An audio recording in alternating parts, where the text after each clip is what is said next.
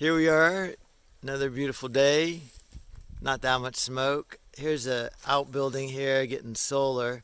This California live oak all over the roof is coming out. And then there's a black oak here with 3 stems. And those 2 stems are coming out, probably all roped down. The one kind of funny limb here is that one going left over the kennel. So we're going to set up a rope in there just to rope that one limb out, and then I'll just knock that out. Let's get started.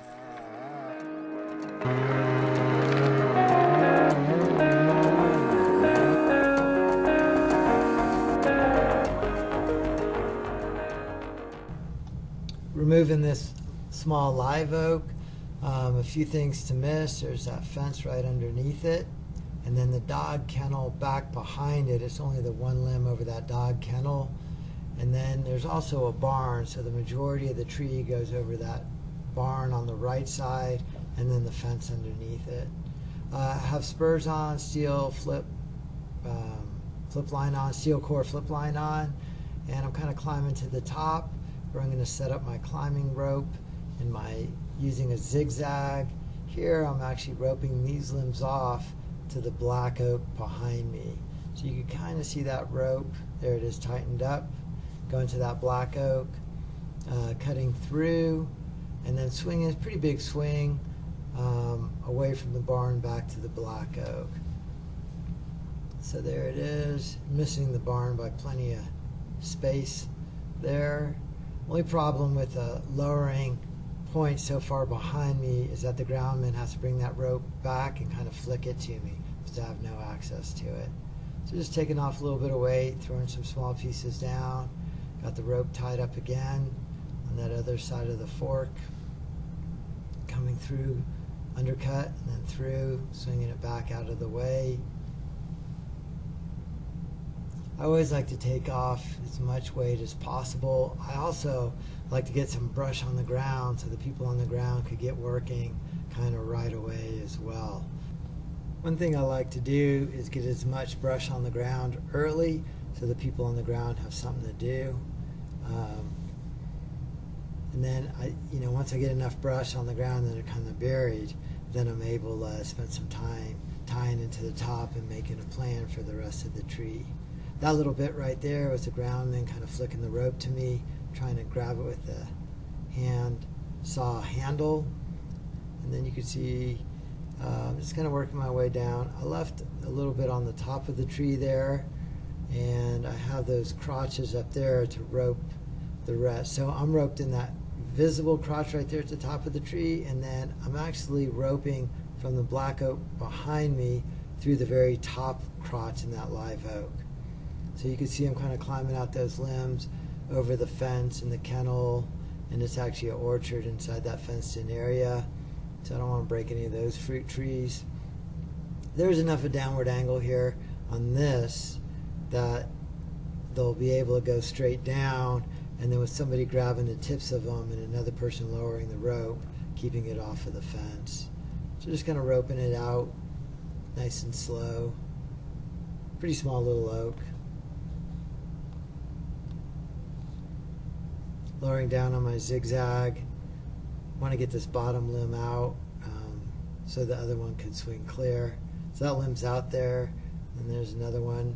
And again, the lowering rope is through that top crotch in the live oak back to the black oak, and it's enough clearance to swing it off as long as the ground guy grabs the tip and pulls it away from the fence. If you're new to this channel and you like these videos, go ahead and hit subscribe and the bell for notifications. I'll just throw that out while I'm thinking about it. This channel is all things wood, from tree work to woodwork.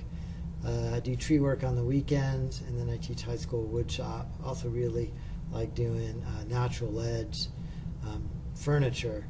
So we mill our own lumber at the high school. There's really no straight logs in this little live oak to bring back to the high school, but a lot of times when I do tree work, I'll bring a few logs in for the students and I to mill and make stuff out of. Just roping off some of the wood You know, you could cut it in little blocks and throw it off if you want to. It's just quicker and easier just to rope it off. Now there's that limb going back over the dog kennel, really all by itself. And now I'm roping, same place. You can see my climbing line right there to that lower crotch. And then my roping rope goes through the black oak, through the top of the live oak, and then over to that limb on the left there. Tying it pretty high up. And then there I am cutting it, facing it on the back. Actually just getting a little bit of wood out of the way so I can see what I'm doing. And then swinging it out and around. That actually went pretty well. This whole tree came down really with no problems at all.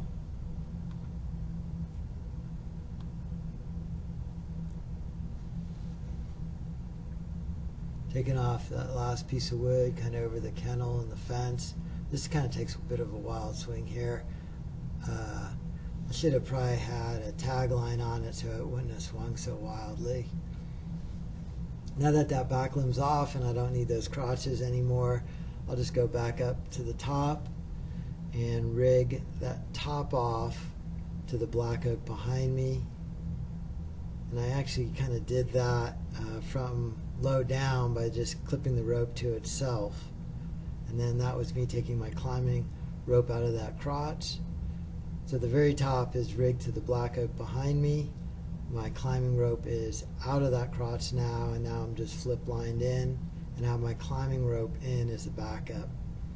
So I just want to make sure that this thing doesn't, because my roping point is directly behind me, I don't want to swing back into me, so I want to make sure it kind of falls off to the right and swings around me.